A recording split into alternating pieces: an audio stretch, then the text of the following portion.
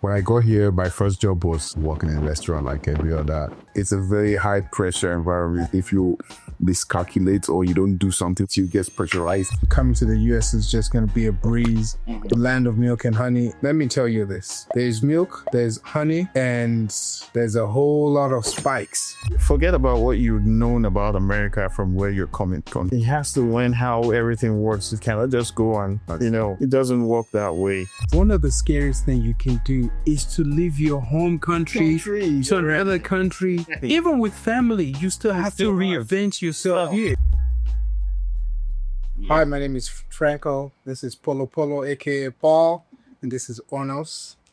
And today we'll be talking about our journey to the US. Yes. Trials and tribulations, how we got here, and how this podcast came to be.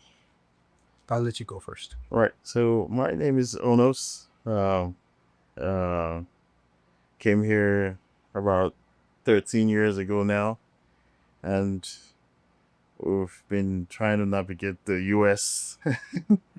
the U.S. system up to this moment. I've done a lot from working in the oil field, working in different department, working in different sectors, in the banking, the military too, and well, right now I'm in the financial industry.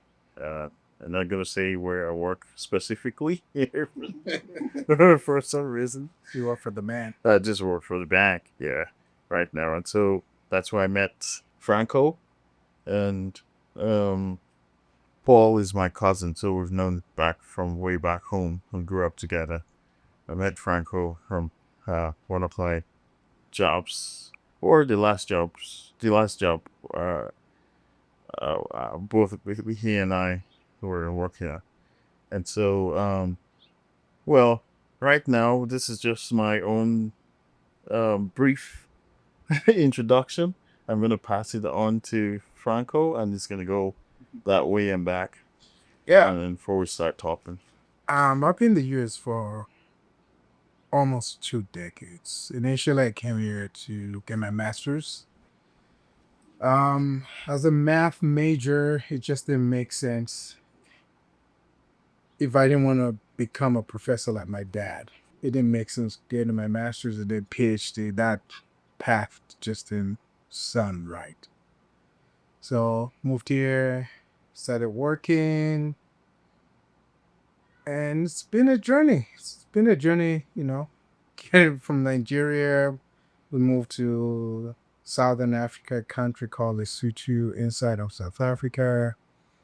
And that's where I went to high school, college, started working there, and then decided, to come in and get my master's.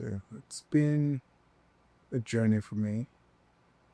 So many ways, taking paths, uncharted territories, swam with, in the lake with crocodiles and alligators. But it's been a journey. I wouldn't change it for the world, but it hasn't been the easiest path to get to this point.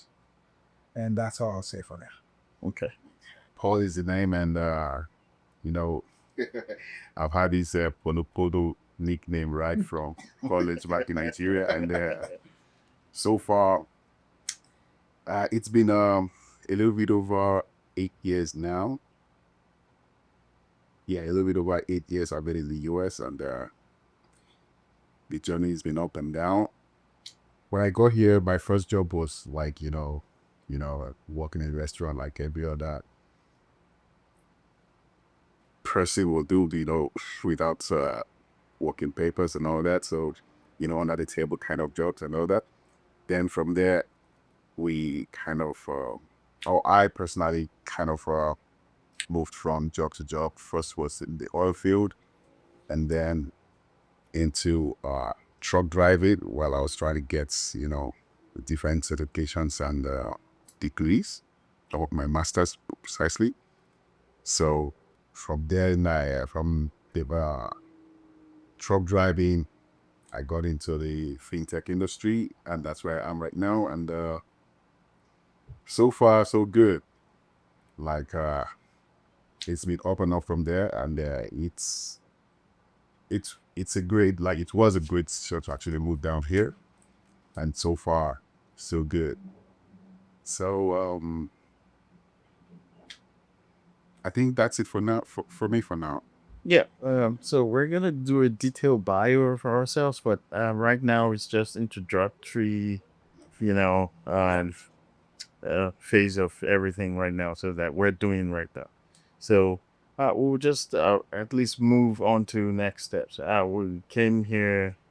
What was the grind like? How did we navigate our way through everything till now that we're starting this podcast? Just there for your information. This is the first video we're gonna be airing out for the podcast.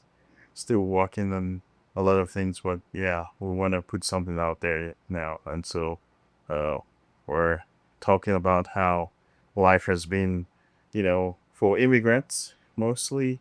We are from Nigeria, immigrating down here, and navigating our ways. I really agree that it's the home of the brave because um, when I came here, even though I came here not looking for a green card or paper or anything like that, I came here with a green card.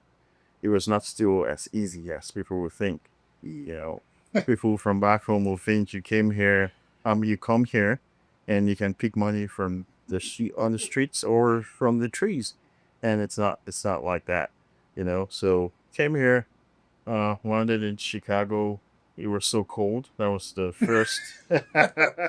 And Nigeria is So, more like Florida, you so know, it's a drastic change. yeah, it was so cold that I didn't get the memo right to park on what to bring, so I was with just a little sweater, and I was thinking everything was gonna be fine. When I got here, when I landed at O'Hare, a couple of people were laughing at me because my teeth was just jamming, and it was just like, yeah, you were so cold. They were looking at me and laughing. Oh, see him, it's so cold because I had to wait a couple of about an hour or two for the person who was gonna pick me up from the airport, and so there was my rude awakening first.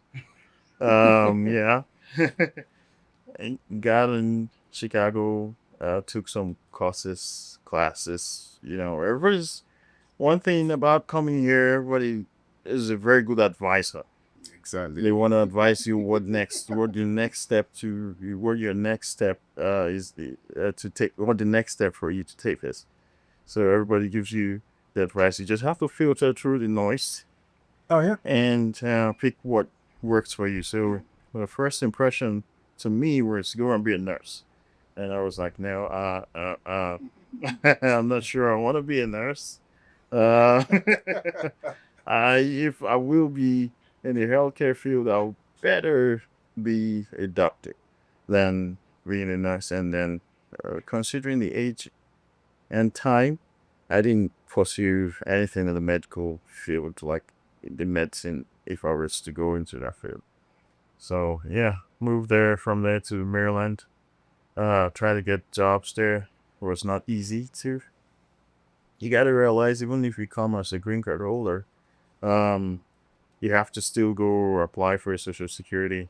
Takes time to get back here. In fact, when you come in here, even with the green card approved and everything, you still have to wait till it's shipped to you, because when you get to the port of entry, that's when they know you're here, and then they start processing it to be shipped to your address of residence in the U.S. So all that takes time. So you're not saying, "Oh, I came here with papers," and so you gotta start working. So always it takes time. And so yeah, back to Maryland. Looked for jobs there. Wasn't working very well for me, and linked up with an old friend, and he told me come to Texas. There's a lot of job there in Texas where he was in the oil field region of Texas, so Midland, Odessa area. And so that's where I went there. I was hired from Maryland. Oh, it is. Yes, I was hired from Maryland. to move down there, and so I was hired to be a store manager. And so right now, that's another handiwork of mine. I can fix phones. And from there, I navigated my way through after managing two stores for him, one at the mall and one outside, making a lot of money for him. Didn't want to say where he's from. He wanted to cheat me out of the everything. I talked to him about partnering because I was making so much money for him, and he knew. And so I was just fed up because he was not paying me my worth. And so I had to look into the oil field because I was already in that region. And it was so quickly. The first interview and I did was first in the pipeline industry is called TN Cape Scope. Well, I don't know if it's we should be dropping names now, but uh, worked in the pipeline industry for a little bit and learned a lot about the threading of the pipes, the metal pipes that they use in drilling oil. So I went stage by stage learning how oil is drilled out and produced from the oil. So from there, went to work with another oil servicing company where we were doing wireline. So there, regardless of where your degree is from, as long as you have a degree, they will send you to a school to be a wireline engineer. Which we went there and we were there were we sent there were a couple of us who were sent there. Um, did that for a little bit. It was a lot of money to be made in the oil field, but you don't have any life because it's an on-call job. You work 2 weeks straight up, and you have 3 days for your days off. And on your days off, they want to call you to come to work. And if you don't pick that call on your days off because you're on your days off and you should be resting, they will want to spike you. So when you're back in the field, your next 2 weeks you're gonna work. If it's slow, they will um give preferential treatments to people who take the calls on the day is off. So it's not really easy. Um, you're talking about going to the field. You're not taking any showers. You just have to take your toothbrush and and pack your meal. Sometimes that's how we get fat because you have to just pack what you have and go there and eat. It doesn't have. It's not mostly healthy food because well, oh, how long you're gonna be there out there for 2 weeks sometimes, um, and how much of cooked foods do you want to pack to a field where there's like in the middle of nowhere? Your cell phone sometimes doesn't work. When we drive to the field, there are places where you get to the GPS doesn't work. You have to print the GPS from the office or print your route from the office, and then it gets to a place on the route. Your the description of the road is like when you get to the death road, like the death road, like where there's sand and death, that it's not paved. Paved. Yeah. So that's how we even know where we're going. Say when you get to the death road, take a right, take a left. It's not like a GPS. Yeah. Yeah, or go And south, go north. Go south and look for Southeast. ConocoPhillips or look for this sign. So different services. Which is quite different from your life in the military, right? In the Marines, Yeah. because the civilians use landmarks. Yes. Conoco, gas station, go Right. left. Yeah. They're like, hey, head west. Yeah, Here it is. exactly. Yes, and so that's why whatever I've gone through in life, I just take it as a learning process, and I just believe we learn till we die because some of the things I learned driving in that scenario, in that circumstance, in that situation where you have to be very vigilant, even though you're gonna miss your way. Like you have to know where when you get to the death road, it say take left. You have to take left and look for a sign. So it's just like you said, landmark. So when we were in the military, we did land navigation, That's something every Marine has to train for. Maybe all military. Yeah, I think all has to train because, yeah, how are you going to find yourself? And you use just compasses. So, there's nothing like GPS. So, that helped me because it's all instructions. And there's an instruction in the paper, then you use your compass and navigate where you're supposed to be going to. Yeah.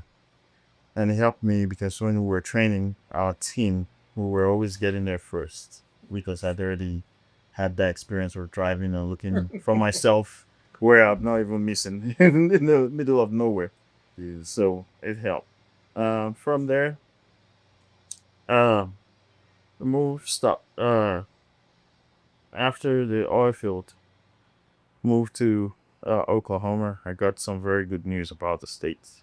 I moved there, saved all my money because I wasn't spending it, and went there. And You so, didn't have a life. yeah, yeah, yeah. Sometimes I would travel from Midland, Texas, to go and enjoy myself in Houston, Dallas, and go back. But how long are you gonna be doing that drive forever? It was an 8-hour drive with And then the oil field, you have to understand it's a very hazardous environment. So like you can't be there for too long if you wanna, if you're seeing the future real clearly. If you know what I mean, I know. So because you're exposed to a lot of radiation, that's number one. Very close, very very close. I'm telling you, because some of these oil servicing companies they don't follow the rules. Yeah. Policies. So you're supposed to not be seen carrying heavy tools by yourself, or there's a tool you should use to be carrying, but sometimes they don't care. They need you to they think the work done immediately, so you just kill yourself first. That's how it works. Yeah, and it's a very high pressure environment. High So pressure environment. and in The this theory of work there too. like yeah, if you miscalculate or you don't do something well, or someone didn't do something well, didn't tighten the tube well or plug the tube well and all that, and the tube gets pressurized and you happen to You're the Well, you're exploding too. Yeah. So where he worked in the oil fields is called fracture. They call it fracturing or Is it fracturing or fracture? it's That's fractured, but they call it for short. So they call it fractured. So that one is very very. They were paying higher there because it was very dangerous because there's a lot of explosions that happen. So you can make a mistake and you're gone, and just not you, people around working around you, they're gone. So I was in the wildline place, which is not too safe too, because on my own end, that radiation is something that is very, very like you can't hide from it. okay. So I started hearing rumors. I don't know how scientific how true that was when I was there. That men who work there would give birth to only girls. Doesn't make any sense to me. But hey, because they felt they were exposed to a lot of radiation. Know what I'm saying? If that doesn't make any sense, radiation, if it's gonna kill the life you need, is gonna kill everything. It's not a boy. You're not gonna have a boy. It doesn't determine the sex of the Yes. So well, but that was just it. But yeah, too much radiation. It was too hazardous. Almost broke my leg. That was my.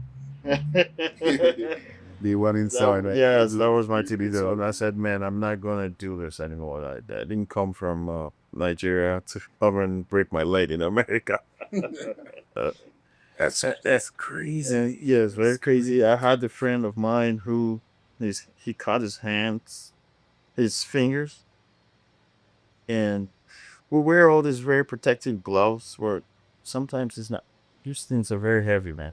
Some of them are 800, 500 pounds Yeah. tools.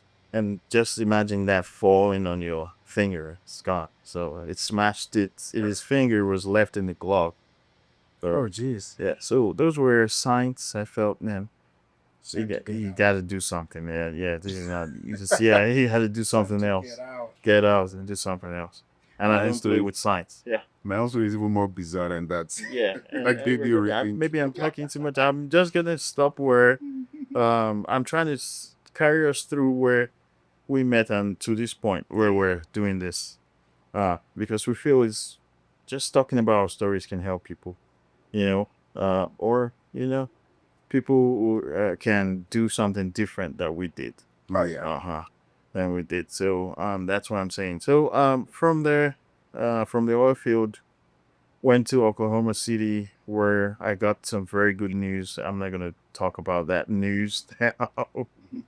But I felt, working hard and not enjoying yourself, not spending money.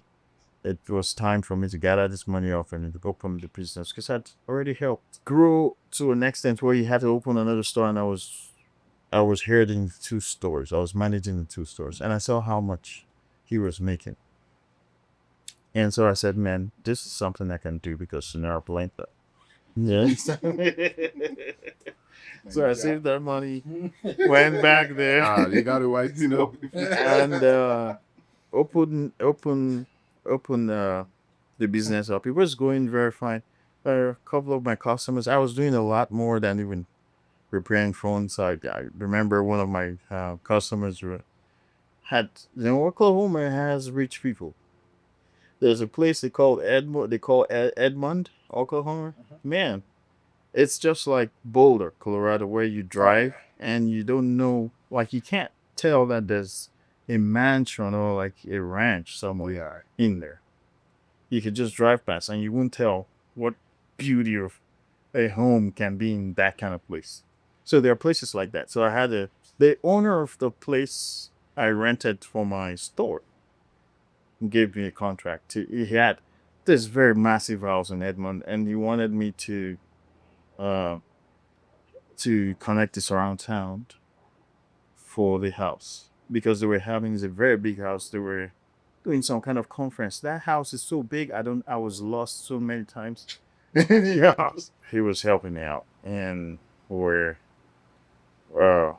we're kind of like doing the work together. So for that contract, and I'm just saying that's just one. And the phone part of the business was going on fine, but I also had to work, and then I was also doing some, and so it was a lot on my table. And the other guy who was supposed to be assisting me with the business was not doing that, and I was also getting other job offers, so it wasn't working too well for me because of, you know, my attention was so split. So I had to put that together, and um, along around that period was when my mom passed, and when she passed, I was it was, everybody has lost someone a little bit broken, and I just didn't want to be that broken person. I'm just saying this probably for the first time for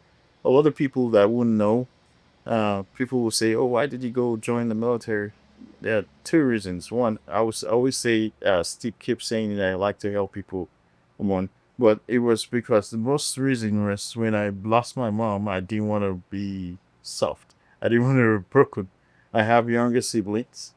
I had even an older one that everybody was really torn apart at that period of time. So it was a way of me coping at that time.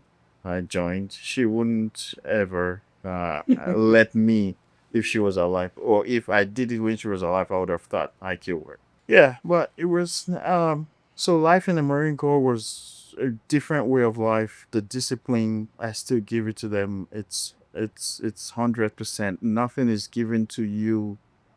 Let me backtrack a little bit.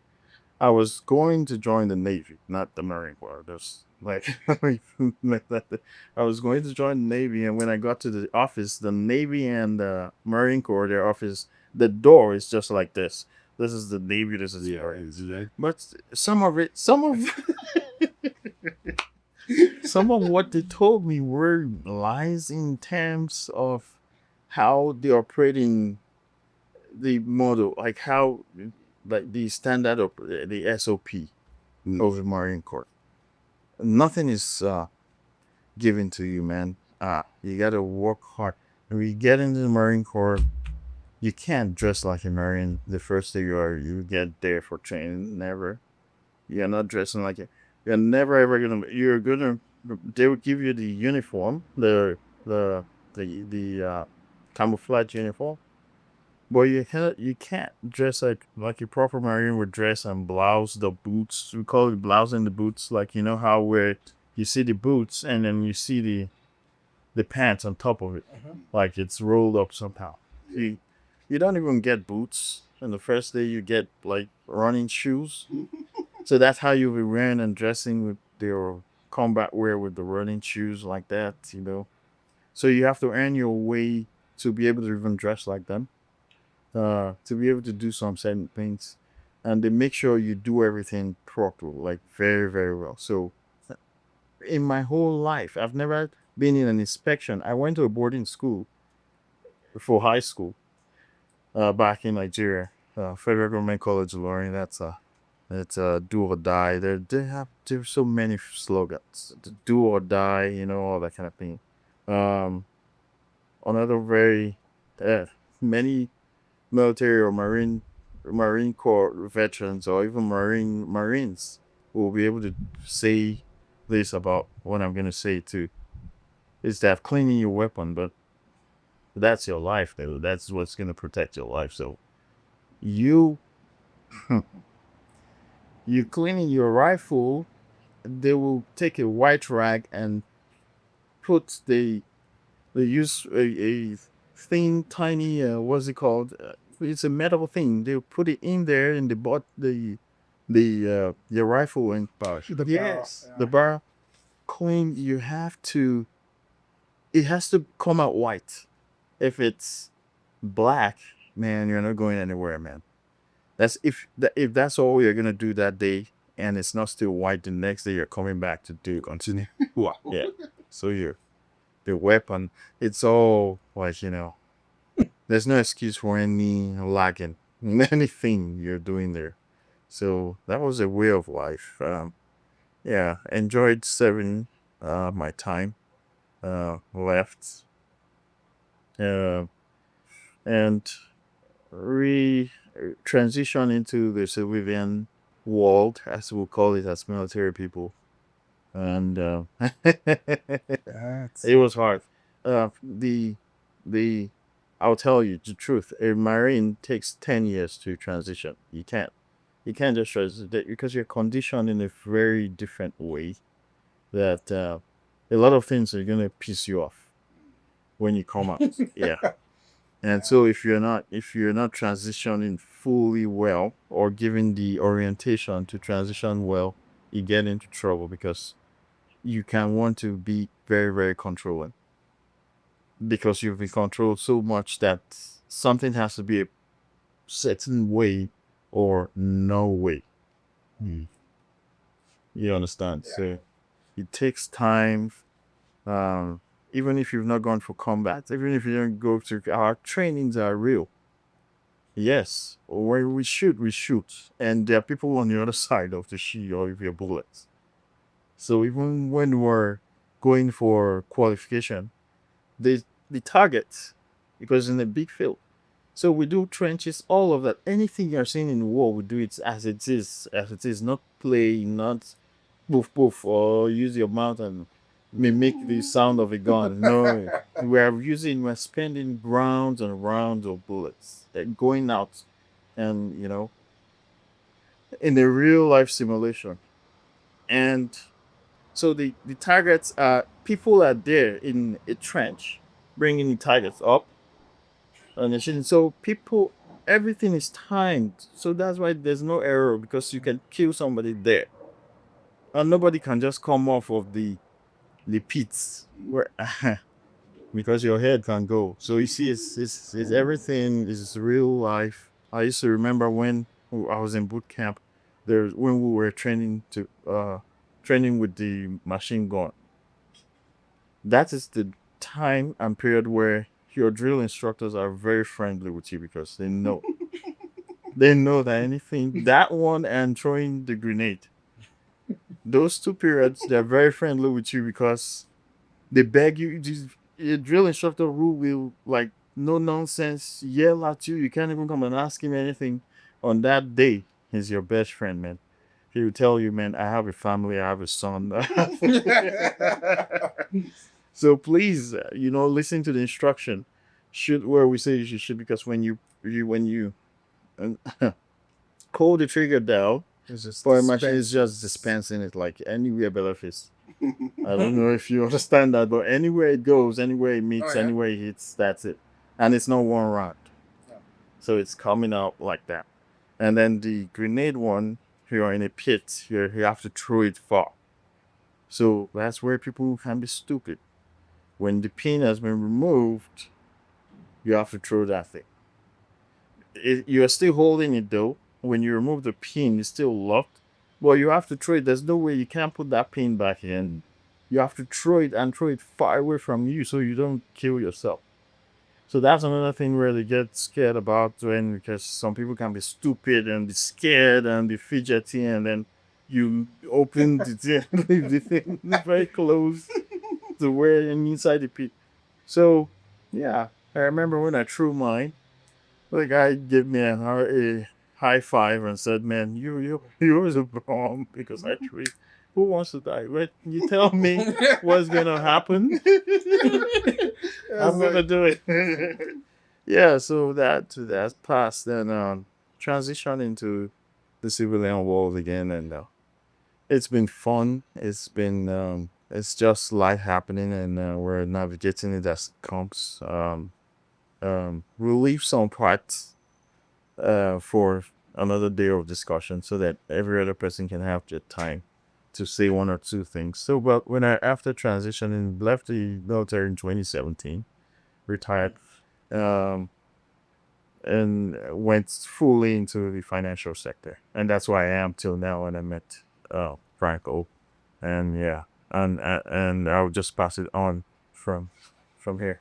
Well, my path is definitely quite different from yours. I came here, like I said, to get my master's in math. And to be honest, the reason I didn't get my master's is because my dad was a math genius, one of the best mathematicians to ever come out of Africa. So me following in that footstep would mean I would have to give up everything that was me and there's still a chance I was never going to come out of the shadow. So it's one of those things where you're like, I don't have the time. And I didn't want to be like him. I wanted to be present. He was always gone. He was always writing stuff. He was so involved in his work. And I wanted to be present. If I were to, having kids, I'm like, I want to have a family. And I wanted to be present. Because to get to that level, there's a level of selfishness that it takes, right? To become someone like that. And everything I did will always be compared to him, and I didn't want that. So I started working for one of the biggest banks in the US. And it's funny, the year before I started in the mortgage industry, there was a guy, I think he was from some in Africa, maybe Liberia, but he's been in, much longer than I have. And he said, no one gets into the mortgage industry. You just happen to stumble into the mortgage industry and then you stay. And for me, it was like that. I got into the mortgage industry as a under the DOJ project when that came out, and I was an underwriter, and that was one of the most disheartening jobs I've ever had. Wow. Because here I am working the numbers and qualifying people in California. There was a case that made me decide that I don't think I want to do this going forward. Loss mitigation underwriting. Qualified someone in California, bought 2 new cars, lives in $1 million house, and he qualified for government, that program. And there were people that needed assistance that failed based on the calculations. And that was just hard. So eventually I got moved out to QC, so quality control. So other underwriters would write, if they failed, I would look at the file to see what was wrong. Left that, went to another mortgage company, went frontline underwriting, and just from there, I just kept on jumping from job to job in the mortgage industry. Because the longer you stay, you have this history, work history, and then to kind of get locked in. And it didn't matter what I did. I just couldn't get out of the mortgage industry until, I moved more into the banking where I met you, and that was not a great experience either. And That's for me. That's a discussion for another day. another day, yeah, and finally I ended up working pretty much for the government, and it's been great. Every job has its challenges, but my journey is just, there's a lot to it, and I'm not gonna get into everything today, Yeah. but it comes at a cost. For those thinking coming to the US is just gonna be a breeze, the land of milk and honey, let me tell you this. There's milk, there's honey, and there's a whole lot of spikes Yes. trying to get to that. Yeah. Yeah, it's not easy, and people think, oh, you're in America, send me some dollars, man. Hey, dude, we're starving out here. I'm like, no, you're not starving. Yeah. Your life is much better. It's a better. way easier for you than Yeah. for those of us over here, because the system to be assimilated into the American culture is not easy. Yeah. It is a tough and rigid and very aggressive way. You have to be brave. You have to. It's the land of the brave. Yes. I'm not sure it's land of the free, Not free. It's but brave. it's the land of the brave, because America will test you as an immigrant. To test you And wherever then- you are, yeah, no matter. And then you have people that come in within 2 years, the multimillionaires, but those are, the cotton diamond does is what. Look, those people are so far and few in between compared to everyone else. For the rest of us, you grind. It's a constant grind. And if you're not careful, you get rolled into the American way of living. And that is so dangerous, because no matter how well you're doing, you're always going to see someone within, a 2-mile radius of you doing much better. Yeah. You're driving a Mercedes, there's a guy in a Porsche. You see the guy in the Porsche is looking at the guy in the Ferrari. The guy in the Ferrari is looking at the guy driving the Bugatti. The guy in the Bugatti is looking at the guy that owns a private jet, and it never ends. America is designed for you to shift your focus, right? So it's just one of those things. I mean, it's nice to be here. There's some things we have that other people don't have. Well, I don't have as much experience as you too, but but I can see I've had my fair share of the American pops and gowns, and Yeah, there's. I think that. Sorry, I'm sorry. I didn't mean Right. to interject. But there was something you said that your experience in the oil field was even more. okay. So that's Let me another understand. thing you can share. Yeah, that's Okay, let me share of that. interest. So Yeah. I will take too much of your time. So like I said, I got into the oil field industry roughly about a year after I got to the US, because that was when I got my work permit. So it was I got the work permit, then I was working under the table. So I was like, oh, I can't stay here and be earning $9 an hour, man. I didn't come to America to suffer. So I was like, shit. Then I told my cousin, so my cousin made a few calls, and it happened that there was this job fair looking for laborers to work in the oil field, in fracking precisely, which most people run away from. It's a suicide mission. Well, in Nigeria, when you say, oh, I'm working in the oil field in Nigeria, It's no different. matter, no, it's Really? I just got to understand it's not different. It's even way messier over there. There, because they Really? have offshore in Nigeria. It You is- don't have land. Yeah, it is way So- messier over So there. it's even in the sea. They're always out there in the sea. So it's offshore. Yeah. it is way messier, but those that get employed right from school, they kind of have a little bit of an edge over. Okay. Right. You understand? Right. So, like when I was in Nigeria, I used to know someone through a friend who got, he did well in school, the top notch guy. So he got a job in NLNG or whatever it was called then. They were telling that he drives a forklift and he makes 900,000 naira. And we that were looking at, we just sit there and say, "Ooh, damn, oil field money is blood money, this, that, this, that." But when I got here, I was like, wow, there is no life. The money is there.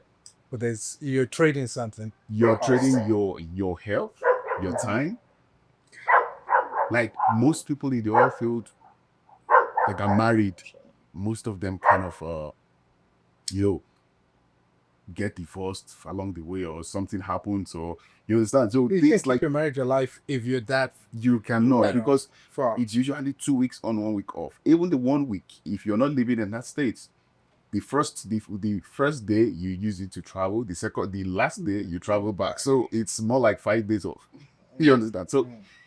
So this the experience that made me have a rethink was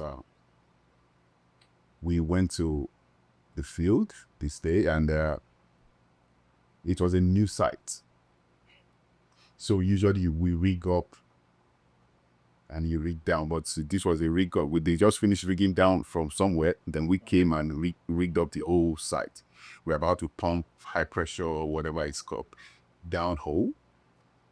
So usually before the process starts, the actual fracking process starts, you need to go ahead from the company man or whatever, the head of the person that oversees the whole activity. So we were waiting on him, and before he can actually give the go ahead, he has to go and see each and every department to make sure that everything is on point, because there are usually no shortcut. He's not allowed to. You can't afford any shortcut because life. That is a dangerous environment. So we did this. He came to our side. We were all rigged up. They asked us we couldn't pressure test, because before you start sending slurry downhole, you have to pressure test the whole system. We had about 24, about 12 high pressure pump on this, and high pressure pump. Then on the middle, you have the relate the whole, there are 3-inch pipes, there are 5-inch pipes, like thickness, diameter. Okay. The thickness is like maybe half an inch or maybe an inch. Heavy stuff, real rugged stuff. So we were now waiting for the go ahead. So we were waiting for power line to give us the go ahead that okay, the well is opened, let's start. Or with the well is ready. So before we pump down, but the well is usually shut. Then we have a pressure gauge close to the well to see how much pressure our pumps can deliver. So while we were waiting the whole day, the funny thing was that the previous day, the day we rigged up is usually very tiring. You have body aches, and then the next day, power line was there. I said power line. What's it called? Wireline. Wireline wasn't ready. So we actually played this American football. Oh, okay. That's why I fell and bruised all my hands, my stomach. There you were having fun. We didn't even have time to play American. Then Play football when we're working. because it's usually like a 12-hour shift. So we had about 4 hours left to go. Then everybody came back and was like, okay, we're about to start pumping. So wireline was ready. So before they opened we had to pressure test our thing to see if there are any leaks and all that. While we were not doing, the person who installed the pressure gauge close to the well did a good job. didn't do a good job. The whole thread was kind of crooked, and he didn't know, though, because it's usually small, thin, fine threads. So that it can hold a whole lot, and it's usually like the thread may be up to like this long, all the way through the pipe. So the thing wasn't screwed in tight or well enough, so the pressure gauge wasn't working. And then I was manning the slurry mixer. I forgot what we called it then. The whole thing starts. So they gave me instruction, do this, do that, add this, this. Everything was on. So we started building pressure. We were building pressure. We built pressure all the way to certain points. Along the line, we could see how much pressure we were giving. But at the wellhead there, nothing was reading. Now, the thing is that people look at it as, oh, if you have enough experience, then you will do fine. It is not about experience. The person that actually went there was a guy, one of my close friends, that was the linesman, whatever I forgot what we called it, who actually monitors the line, make sure nobody comes in the pressure zone, the high pressure zone. It was his job to go look at that. But for some reason, one veteran who has been in the field for so long, knows the in and out, decided, no, let me go look. This guy went there, he looked at the thing wasn't ready.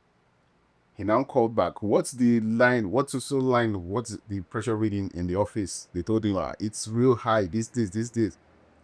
Because you pump to a certain level, if you don't take care, if you don't control it, the pressure will keep going. So he said, they were now telling some people to turn off some pumps to kind of minimize the pressure.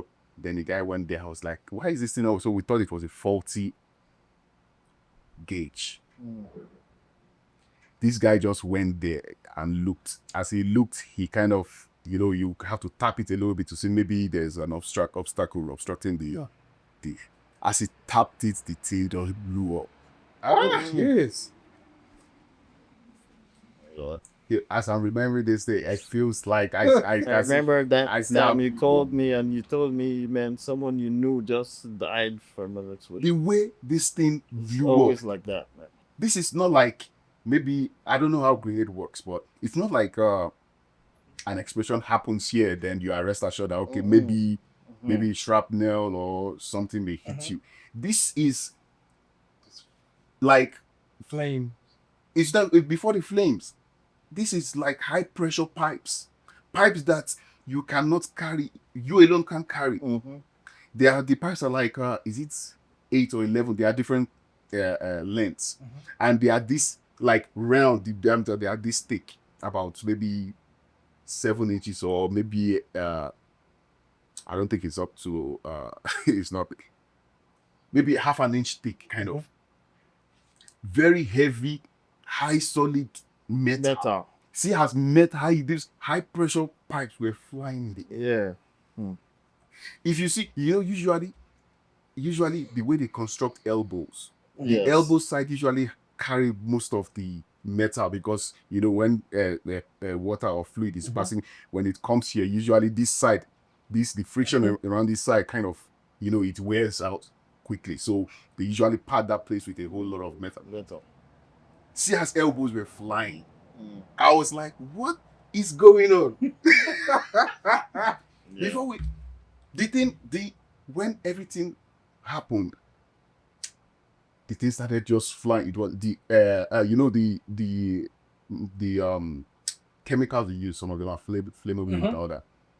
We haven't even started going downhole. The thing was, all the chemicals were just going up. I had shut down. Everybody was struggling, shutting their things down.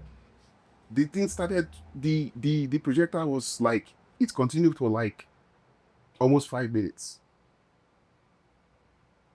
I was like, what is going on? Before we knew, we said, oh, so person is down.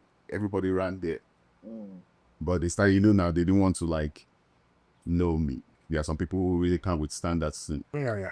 The saving grace of that, I won't say it's a saving grace because he died. What actually made it not too disastrous for him was that it was the gauge itself. That the connection hitting that was what hit his chest, and it shattered the whole gears. It shattered everything. Things were flying, heavy metals were still flying, like everybody was running. The guy that was not even close, my friend who was monitoring the high pressure, he wasn't even close, but his PP, his coveralls were ripped like. Jeez. He came running like somebody just saw a lion. The way he He's like, ran, this is it. he ran, and he was like disoriented. He was like, he couldn't speak for like maybe the first 5 minutes when he got to where we were. From the shock, just the. You could see the scare in his face. I was like, then when we shut down, we were now waiting because we were in the middle of nowhere. So there are protocols you follow, when things like that happen. So they called, and we were now waiting for a helicopter. To airlift in, or This guy was still alive, but he wasn't responsive like that. We waited for like 30 minutes.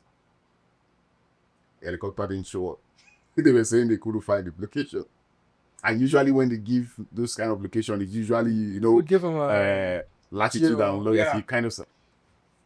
Then before they now did one of the closest, those mom and pop hospital clinics now sent their ambulance to come pick him. He died along the way, about 15 minutes late. After that, 45 minutes after the incident. See how slowly was pumped. It was and the thing, because when it blew up, it affected the as the well ascended. They call it Christmas tree. It broke some part of the well, and that well too was under pressure. So crude oil that we were supposed to came flying out.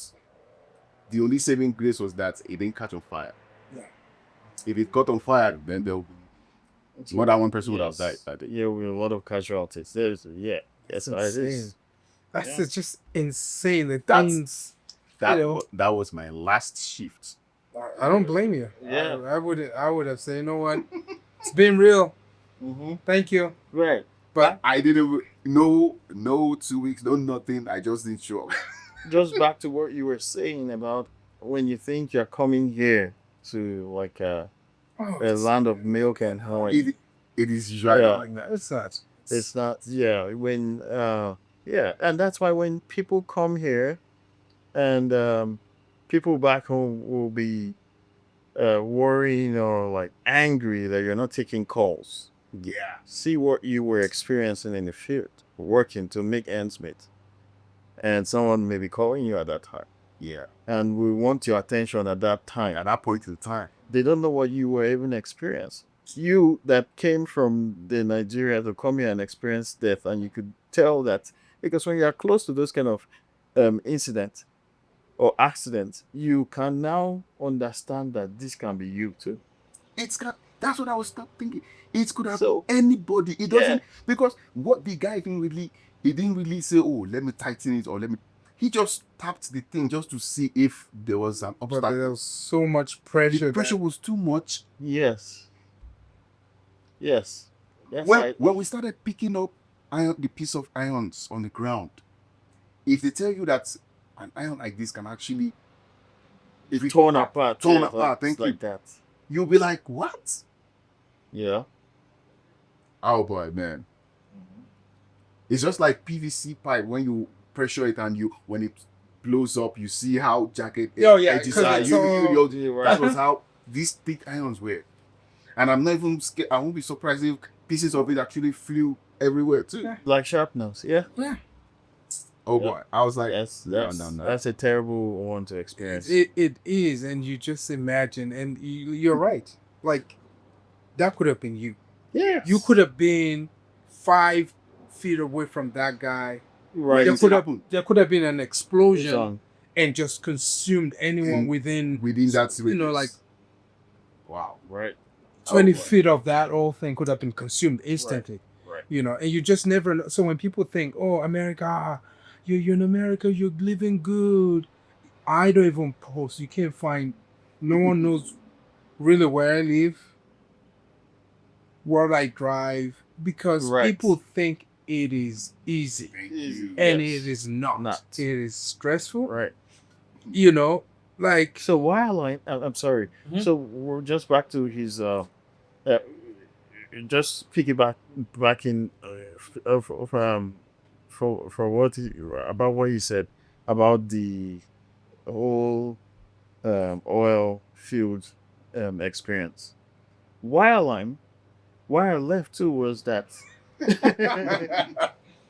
this one at least you can know that something is exploding. You are seeing.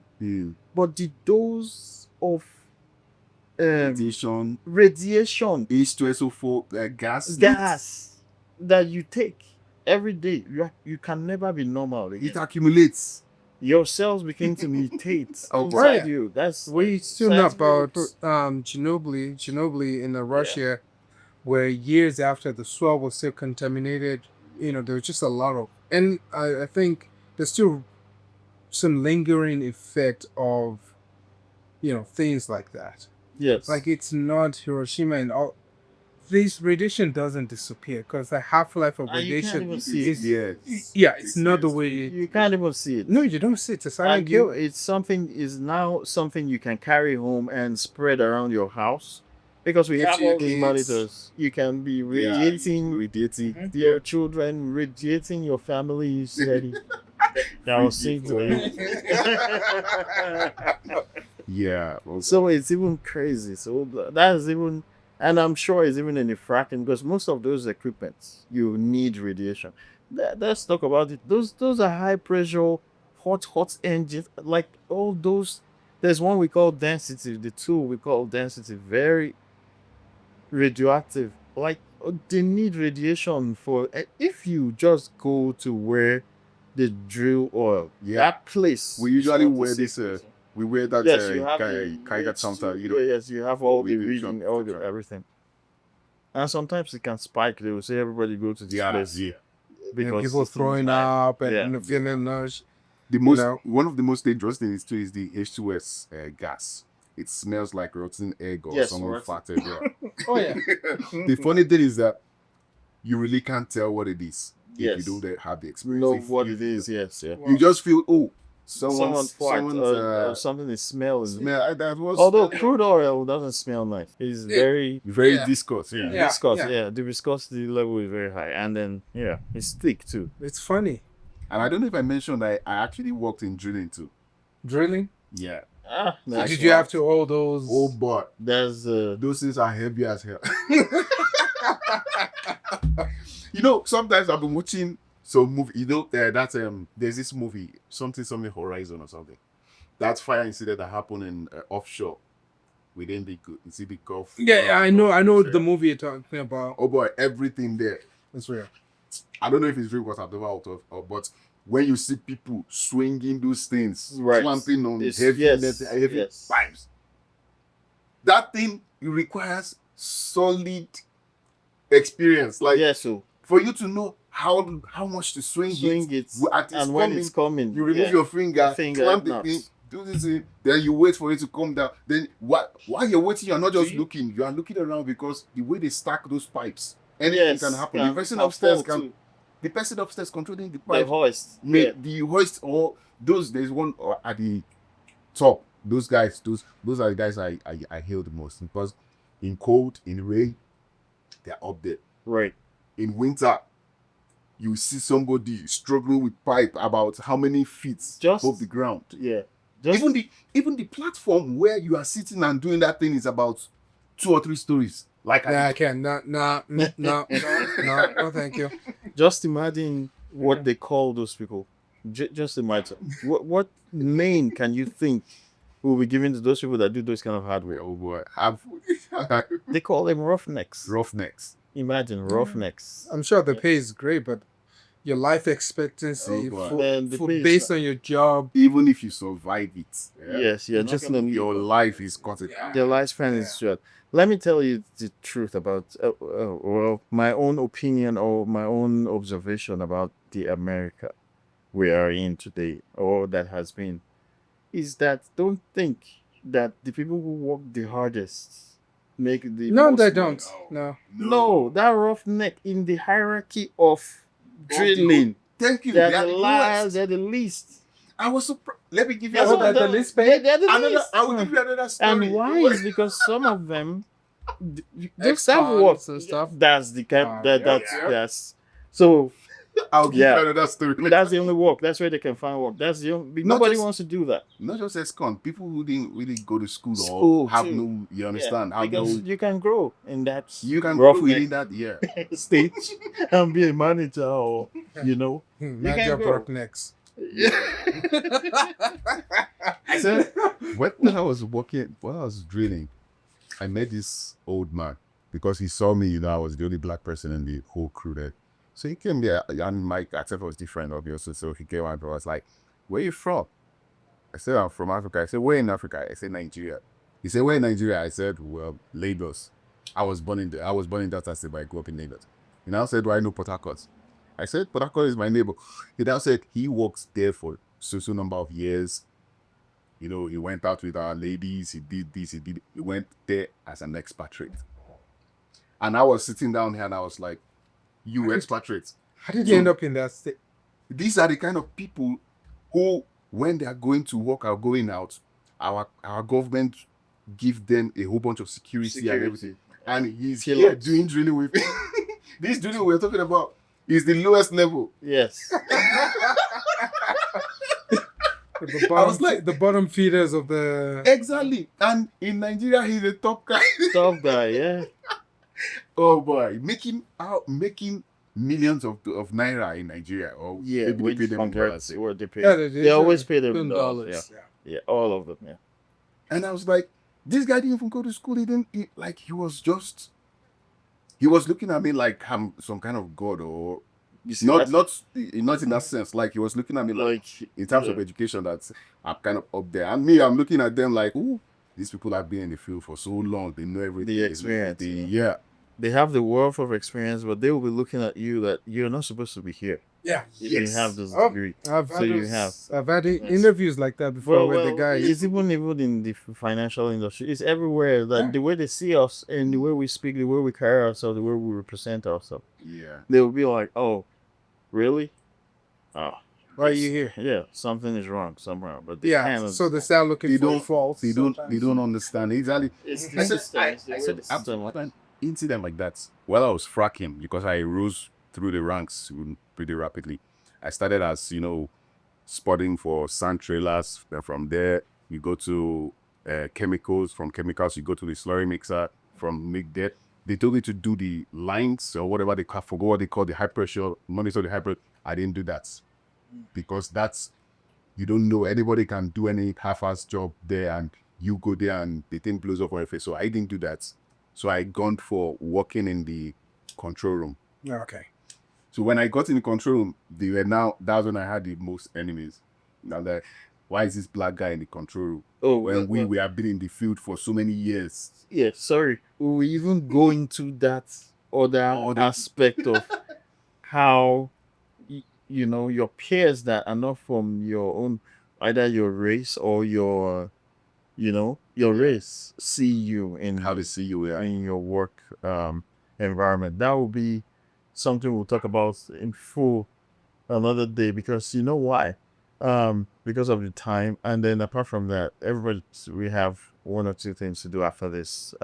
We can just round this up with asking each other questions about what we experienced or what we've discussed, and then we'll wrap it up with, okay, what is our advice for anybody who thinks they want to come here and either follow their dreams, achieving the American dream, and how they can navigate that. So we've done our own, we've paid our own dues, and we at least can say one or two things to help, or just an opinion, or just So I guess my question is for each of you, it will be knowing what you know now.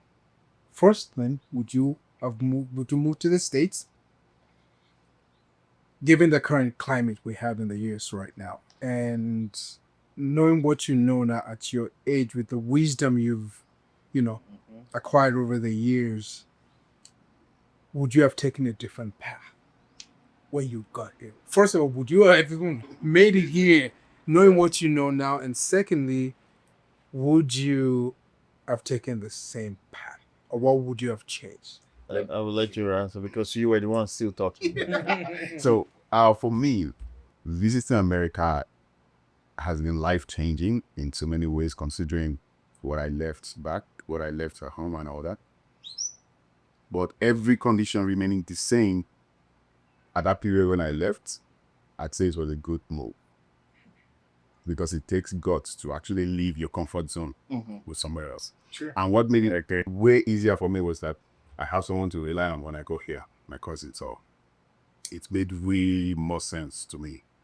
But following the path I followed before I'm here before I got to this stage, I'd say I'd have taken a way different path because number one, while I was sitting at home waiting for papers and all that, I'd have been maybe doing something, getting experience in something, or getting certain certifications and all that.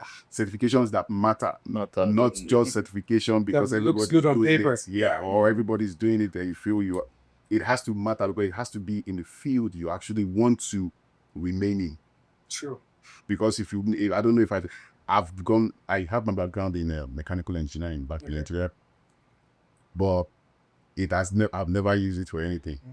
So it has to be something that you actually want to do for a long time. So There has to be some passion behind it. yeah, and preferably, I really can't say which exactly, but it has to be something like you said, have passion, and you must have had some kind of experience, and you know that when you come here, you can actually go further in that particular field. So that's the advice I would give to anybody who is just starting or who's coming, or if I advise anybody, that's what I would say. And though I will give them options from my experience. You understand. But it won't be the situation where you have to like just focus on one particular thing, like, oh, let me get my papers first before I think about how to structure my life, something. Because that's how I was looking at it. I was working to make money, not working to actually build a career. Yeah. You understand? I understand it. So that's where I would have done something different. What about you? Before I answer the question to what he said,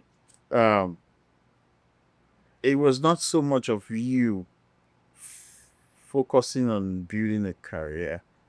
Not focusing on building a career. It's how the system works. When you come here, you have to pay your bills. True.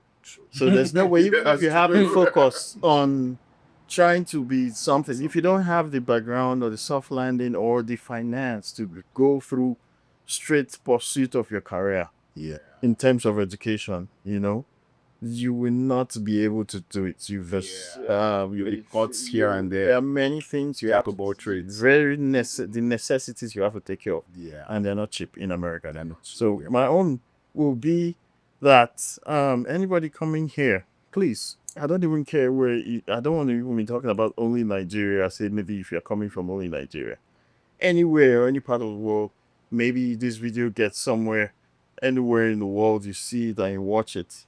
Please forget about what you've known about America from where you're coming from. Yeah, forget about it. Forget. That is funny. When you get on the plane, when you get It's to your all airport behind and for anywhere, any airport you're flying out from, please just leave everything Yeah. you've learned about the country and get here first and try to start learning how it works. You cannot bring the idea of your own country to come and work here. It doesn't work that. I know there are people from other countries who have created communities in America, like the Asian people, different people, all peoples have communities where, like, you can go to different states. They say these people are from here. There's a lot of big, like, I have a friend we serve together where he's from Lebanon, and there's a lot of the Lebanese community in Michigan. Dearborn is crazy. Like, it's like you're in Lebanon, in Michigan, So there's that, but it's still gonna be a rude awakening for you when you think you know everything and you come here and then you want to behave or not learn how it works.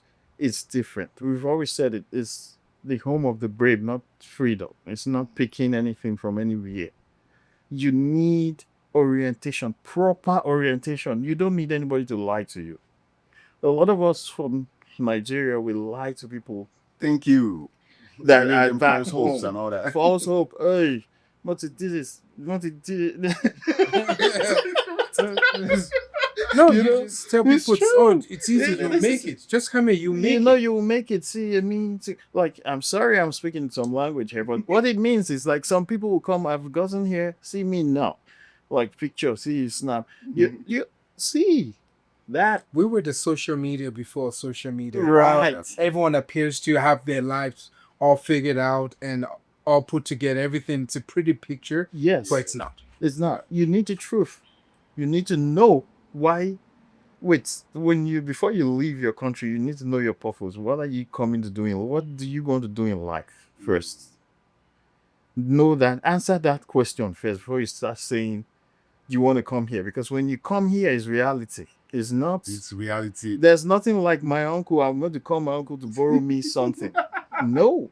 You're on your own. You're on your own. Even the uncle that you came here to meet, that you're going to stay in his house, you will see that everything is different. Yeah. It's not like when It's not even- and that's why it boils down to the fact that when they keep lying to you when they come home, even them here, when they go there, Yeah. they will lie to you and make it look like it's like that. But when you come here and stay in their house, you will know it's not like that. It's not like that. You will have to pay your. If you use water too much, they will yell at you. Yeah. If you turn the light on for too long and you're not in the room, they will complain. They will complain. So it's not. Let people tell people the truth. One, look for someone who is going to give you the clear truth about the orientation of how you are going to start or what you're going to do when you come here. Know what you're going to be doing when you come here. Have a purpose. When you get here, start learning how it works, man. Nobody, this is not. It's not even an ant when he leaves his territory to somewhere else. He has to learn how everything works. It cannot just go on. That's- You know, it doesn't work that way. And Let me just check in something. Yeah. And it's very easy to lose your way here right, because there are so many shiny things and you just lose focus of what you're actually pursuing when you get here. So which boils down to proper orientation And having a purpose. and the purpose. Like Purpose I said, keeps you on track. purpose keeps you on track.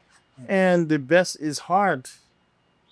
This last one is pretty hard because some people, just like me, many people, maybe you had it differently, but have someone that's going to soft land you, that's straightforward, knows what they're doing, won't lie to you.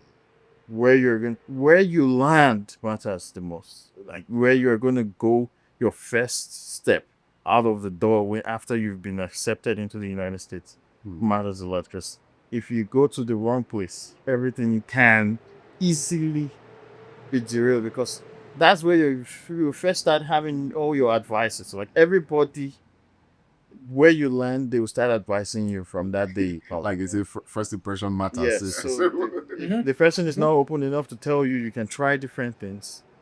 To, they may want to force you to do what they're doing or go through their own hand. do what they went through. And sometimes it's not for everybody. Like I never wanted to be a nurse. When I came in, everybody around me were nurses. And they wanted me to go through. Yeah. I probably would have still done well, but I wouldn't do that out of joy, because when I actually went to see how the nursing home works, and I said, no, this is not what I want to do, because yes, this is not what you have to love to do. Healthcare, you have to love to do it. If you're doing it because of money, fine, people do it to pay the bills, but you can get into trouble. People lost their licenses too. People go to jail too for making mistakes. So you need to know what. It is true that coming to America, nursing is the fastest way for you to get on your feet.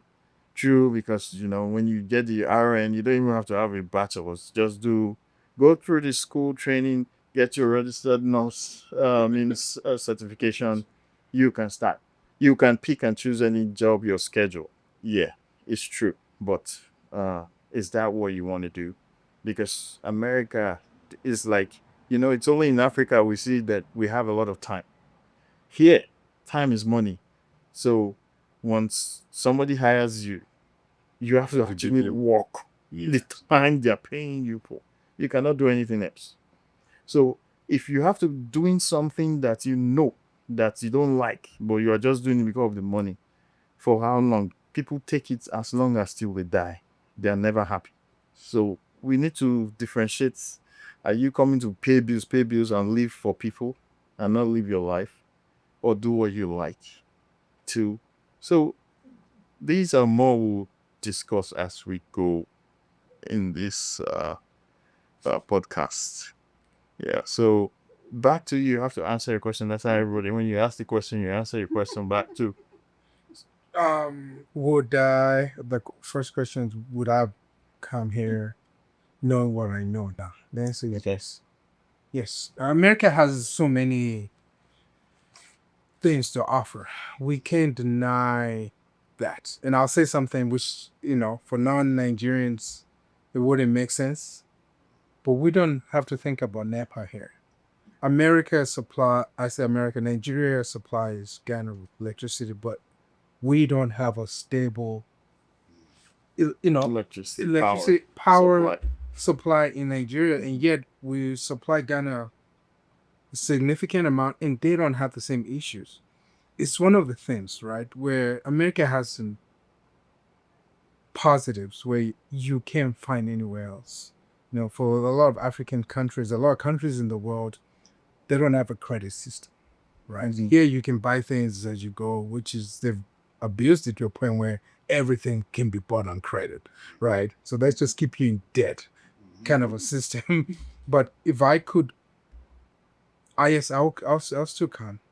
Would I have taken the same path? No. I think if I had the right people around me when I first came, I would have done what you said. Certificates. I would have gone into cybersecurity before cybersecurity blew up. Yeah, before Right? Before cybersecurity blew up, I would have been like a director or a VP of a company right now. Just enjoying being in a field that wasn't heavily populated, heavily saturated at the time. Not everything works, but oftentimes they're not that expensive, and it helps. It does help. I think people coming to the US, you really think about, like you said, everything you know about the US, and even the people, because there are lots of Nigerians that come to the US and visit, hang out with families for a few months and go back. If you come to the US and you go straight to Chicago, and some places in Chicago, you will never want to come back. You'll be like, what the hell is going on? But then you go to some places in the US, you go to, for example, Aspen, Colorado. Yeah.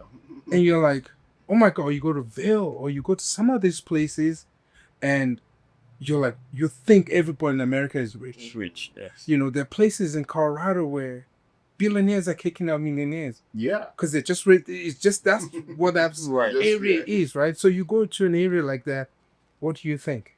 Yeah. You think everybody's doing well. America is not what you see in the movie. You see stuff, but it's not quite the same. And I think people come seeing the movies and seeing all kinds of stuff, but no one really shows you the struggle. Right. And before you move here and leave your good job, because people have done that, they'll leave doctors, they'll leave engineers, architects, there are people that were making, $200,000 a year, they'll come here and suddenly You can't even make they can't pay the bills, and they don't fully understand why a quarter of it. The quality of life has decreased so significantly. Now they can't go back home because they've abandoned everything, thinking the quality of life will be the same here. No. So my thing is, if you're going to move to the US, you really need to think about it. Don't talk to people that are telling you how great America is. Right. Talk to people that are telling you how it is in America. Yes. The struggles. It doesn't mean you have the same struggle, but it does mean that you will have a better understanding of the system. I went to school with a guy, I think he just moved to North Carolina last year. We went to the same college. We share the same birthday. The same year, the same month. It was like my triplet because I have a twin sister, right? So it was like my triplet. Oh. And his brother was part of the West African Idol, Kim Faith. He went to the UK, got his master's and PhD, and then moved to the States with his family because his wife is made in Nigeria, but she's American. And for a while, we used to talk a lot. And one day I told him, like, you can't get a job in the US because you have a PhD on your resume. You're applying for jobs the people with degrees are applying for. Mm-hmm. The bachelors, you can't compete because you'll be seen as That's overpriced. yeah, you're overqualified for these jobs. I'm like, take your PhD off your resume and put your master's. It did, and within 3 months, you got a job. See? Yeah. Prior to that, he was here for like 18 months to 2 years. Couldn't find a real job. Right. America is not what you think it is. So don't come here thinking everything you just land and the government is just giving out cash. It's not like that. There's some struggle to it. Yeah. It doesn't matter if you're a doctor. There's some struggle to it. There's a rite of passage when you move to the U.S. Yes. And if you don't think that applies to you, then you're probably doing something illegal. Yes. Because there is a rite of passage. Right. There are things you will face in America. You're like, I don't have to think about this back. Right. I don't have to think about being different. Right. I don't have to think about my accent being different. And it comes, trust me, having an accent is also cool. To some people, makes you like the coolest person. Right. To some people, they don't have that patience. They don't. They just feel you can't speak English. Even if you And can, they just don't accent. like it. It's You just just don't like They it. just don't like it. Because So the things, so. the things you're going to experience in the U.S.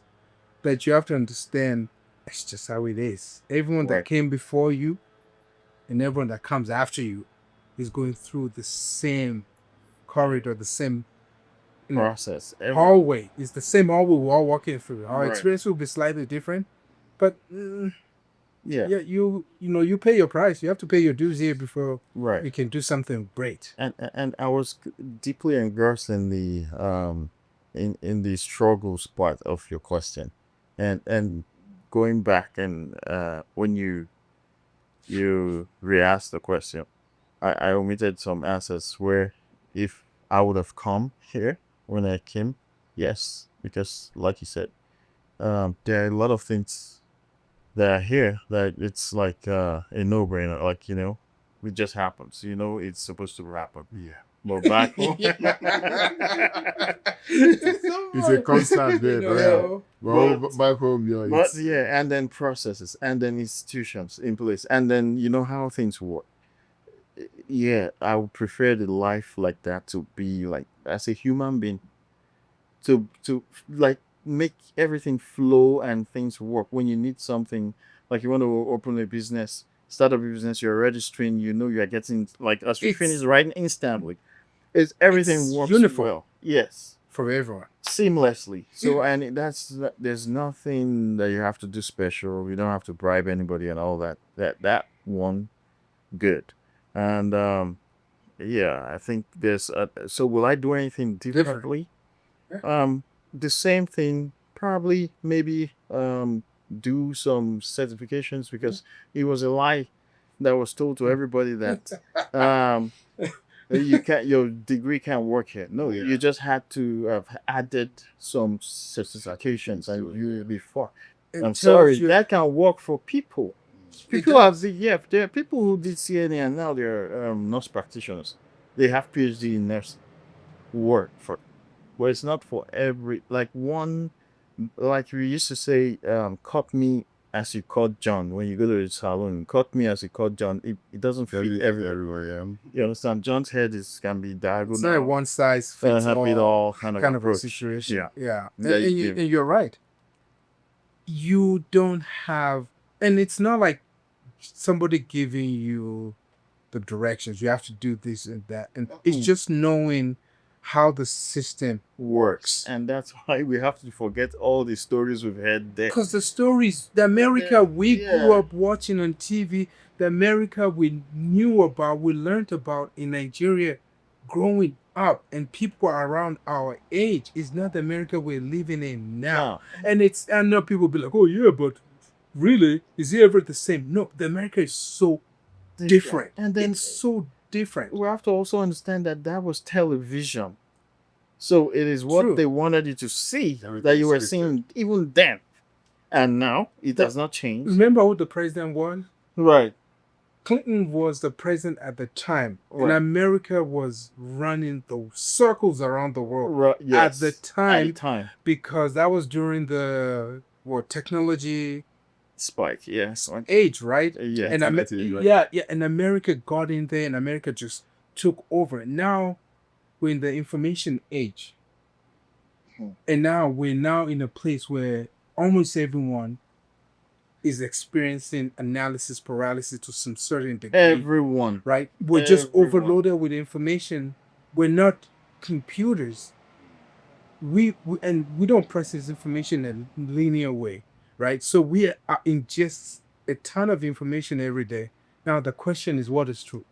What is real? Right. What is fake? You can't even tell half the time. Certain people they twist certain information to fit their narrative, You like, read stuff deviating- online now. deviating away from the actual Yeah. message and things like that. So And that was what impelled me to do my master's in information technology, because information and now data is the most expensive commodity you can ever have, better than gold, diamond, and everything. Data. Okay, I'm not gonna want to sound like a what's this name they call them, uh, conspiracy theorists, but we all know that every organization is driven by data. Oh yeah. Anywhere you want to think about it. Is it how they get you to get their business? Data driven. Is it how they even work to implement all these things? Data driven. But all this data has to be broken down into readable and understandable information. Information is key. Another thing I was going to add to, okay, will I do things differently? But I heed to that, and probably that's why I'm here, because there's a lot of people who came the same time I came, and we're not on the same level, because information is not situated in one place. Although now we have the internet, but there's still a factor of communication through information through communication, in the sense that when you come to America, don't chingum yourself. Sometimes what you're looking for is not where you are at there, it's somewhere else. So I've moved, so where I've lived in all the, we have how many coasts in America? We have the east, west, and south, right? And then they have Midwest. They have all those other. But at least if you're talking about the east, west, and south, I've lived in all those places, so I cannot tell for a considerable amount of time. So even here in the Denver area, I'm just barely 2 years, or about 2 years or 2 years ahead of. So you see, so you can go somewhere, we can meet. Doesn't matter if we're from any race, somebody can say something. If you can pick on that information and work on it, it doesn't have to be you have to religiously carry it in. If that's the way you want to do it, do it. But sometimes it works for people. Just hearing information, you understand, it does work.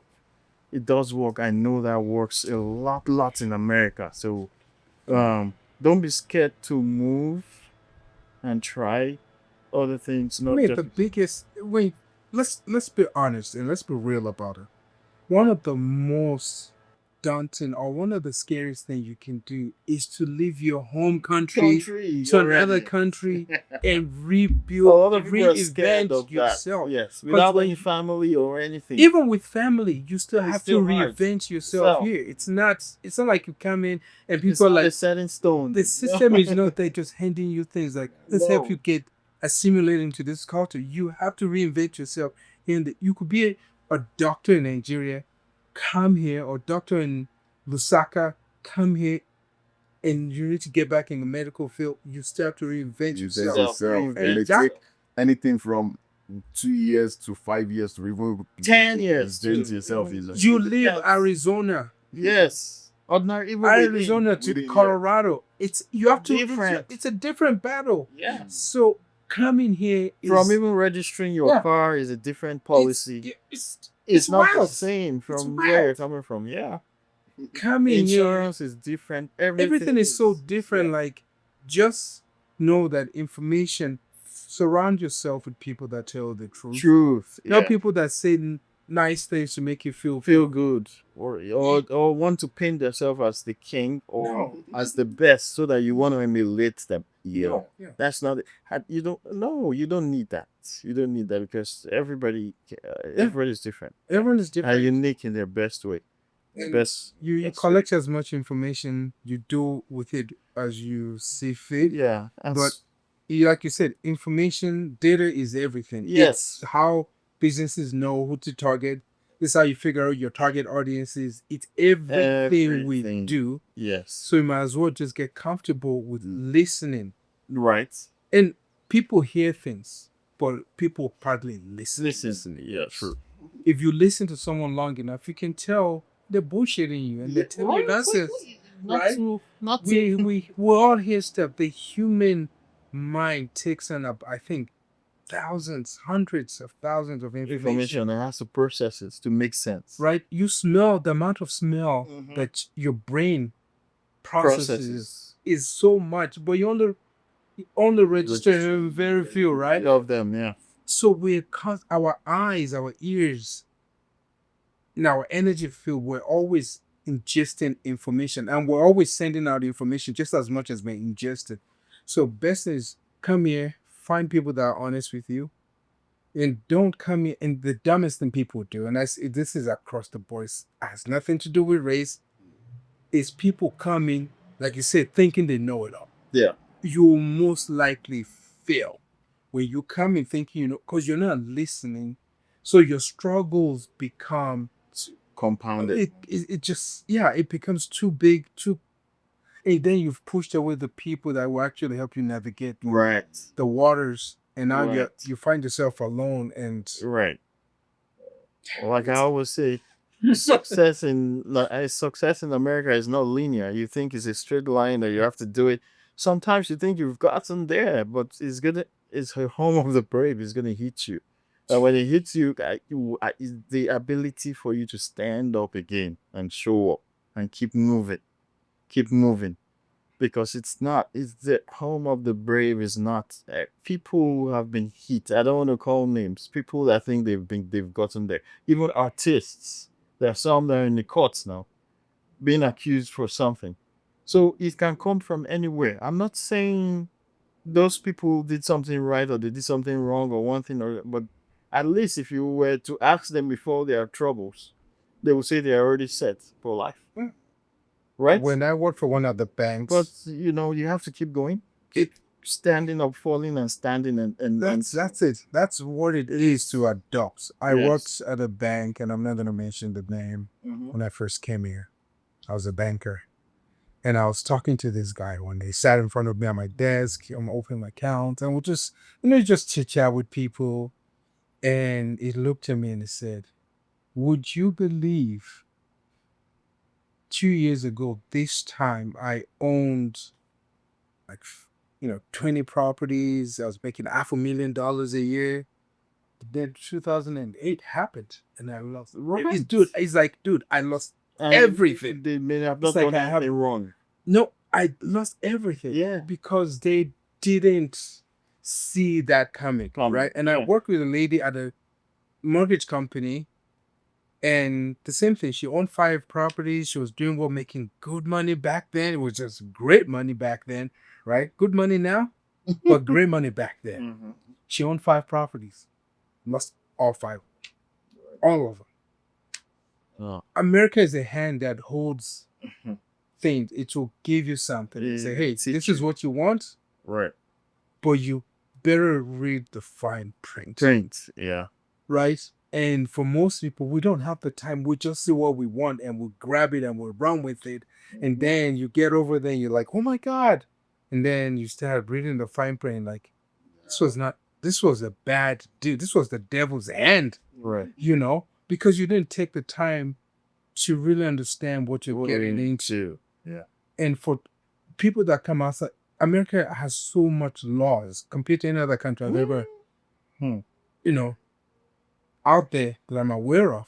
America is just heavily regulated that you could be breaking a law. We could be breaking a law and not even know it. Right. Right? And that's the thing with America. Like even just, drones, your drone weighs over 250 grams. It has to be registered. Right. What do you think I'm going to do with a drone? Yeah.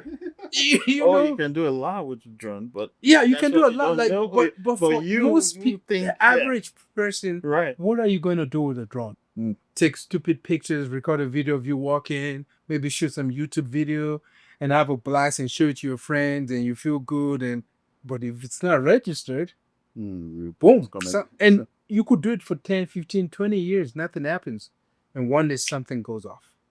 You go off the rail, you get into trouble, Right. you say something to the wrong person, Person, you yeah. fly over a building, just Right. flying your stuff near a building that you didn't know was a government building. Restricted building.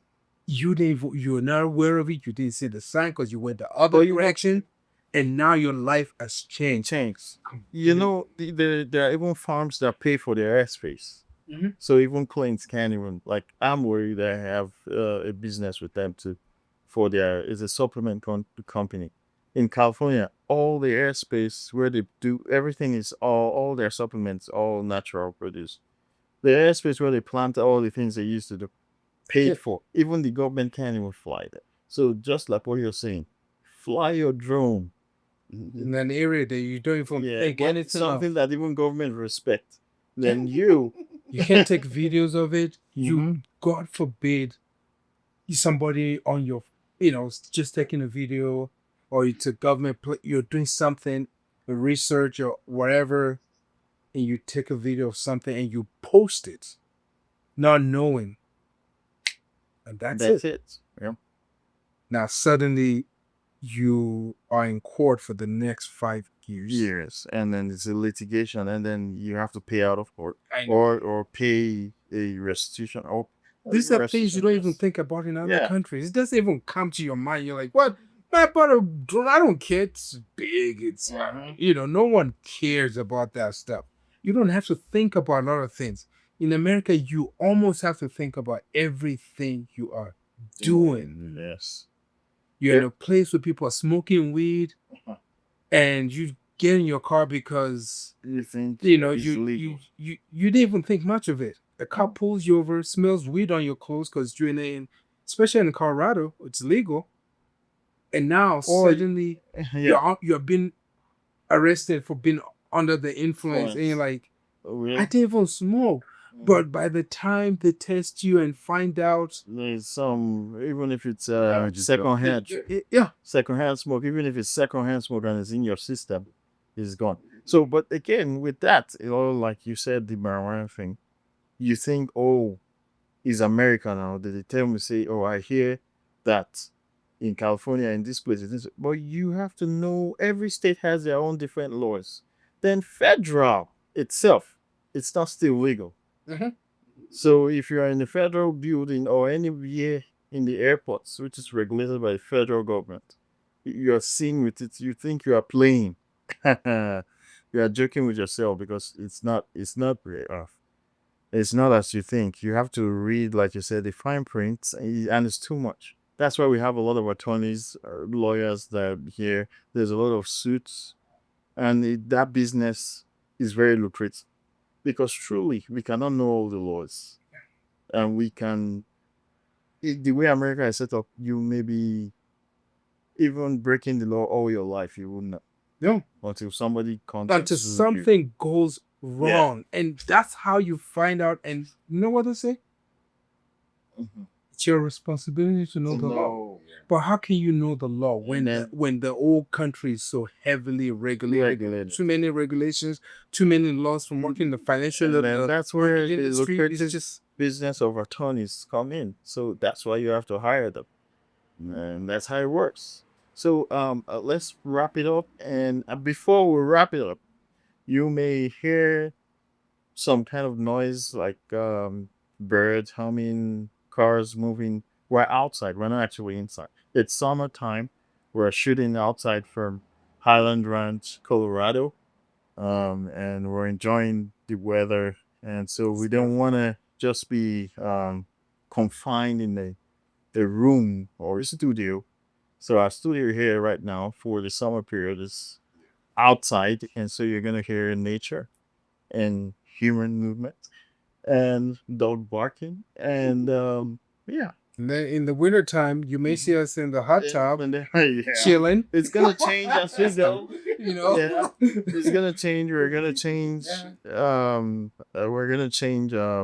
Is it the aesthetics of how everything is looking right now as we go, and so we're thankful for those who are gonna view and at least take one or two things and put your comments and yeah, we'll give you more content as we go. Like, share, Share and give subscribe. feedback. You know, there's a lot to talk about, but you know, this Yeah. is just the beginning. You're right. And if you have any topic at all that you're That you interested in, want- us to like Talk deliberate upon, just put it in the comment section, and we're sure we'll be grateful to you for that. I think the one I'm really interested in the near future is what is like dating in America. I think that's gonna be That's a good that's gonna be a one. fun one for a lot of people. Bombshell, fun, all it's all the fun things yeah. you can think about Yeah. conversation. Yeah, when we have that, and then we may even we may have phone interviews with people who want to come jump on the website, on the podcast, and give their own experience as well. True. You know, very nice people too. Yeah, and so yeah, I think this is where we call it a day for the recording today.